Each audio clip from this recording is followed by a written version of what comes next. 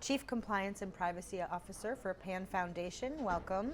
Thank you so much for having me. Thank you. And today we're going to be talking about how to stay compliant when engaging with patient assistance foundations. I welcome this conversation. I think it's vitally important so that we can discuss the relationship between compliance and operations and really how we get to serving patients. Great. What role do charitable patient assistance foundations like PAN play when it comes to healthcare access and affordability? Well, PAN's been in existence since about 2004, and since then we've really tried to be transparent with our compliance operations. One thing that we do is really try to identify underinsured individuals and rare disease funds and try to assist them in terms of finding funding for their copays or for their premiums or even their doctor's appointments. We've helped to date over 1 million patients, and we've given out over $4 billion in assistance to those patients. We have guidance from the OIG which really suggests the relationship we should have with pharmaceutical companies and the patients that we serve.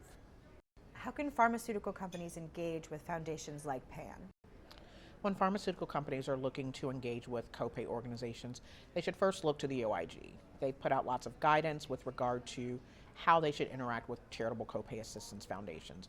Their advisory opinions, and then on our side, we're making sure that there's no inducements or there's no violations to the federal anti-kickback statute, as well as our own policies and procedures. So when they look to engage with us, we do have a clearly defined way for that to happen through our development team. So if they just reached out through our call center, we would obviously kind of route them, but we do have guidelines in place internally as well as external guidance in terms of how to engage. Great. And what can a pharmaceutical company expect when it comes to PAN's approach to compliance and mitigating risk? Well, we have really put safeguards into place and kind of guiding principles. We do that with the establishment of our disease funds. That means that we've already identified disease areas where there's a need for PAN assistance, whether they're open or not. We also establish formularies so that we have those things in place before engaging with any pharmaceutical companies. We have applications for our patients, and so there can't be a conversation in terms of steering patients to us because we do have application processes outside of the pharmaceutical companies. They can expect to see audits that we're performing. So we really do try to have transparency in our program to let the donors know that we're serious about compliance. We also have provided documentation to those companies in terms of what to look for when you're engaging with a charitable copay organization. Do they have established formularies? What's their application process look like? And so that's not just specific to PAN, but any company with which they'd like to engage. Great.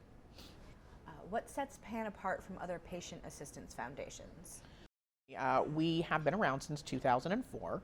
We have incredible patient reach. Since 2004, we've helped over 1 million patients and given out over $4 billion in donations.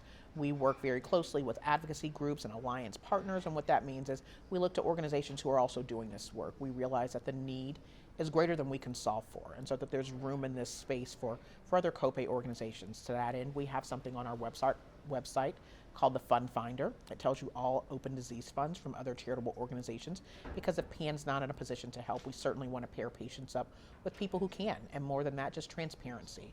We have a set of policies and procedures that are available to our donors and patients alike. We let patients know what the application process is like, and it's very streamlined. We like to let them know if you apply and you're approved, we can get aid to your hand in less than 10 minutes. And so we just really want this to be available for the ease of patients, because patients are really what we're doing this for. That sounds great. Thank you so much for speaking with me today. Thank you.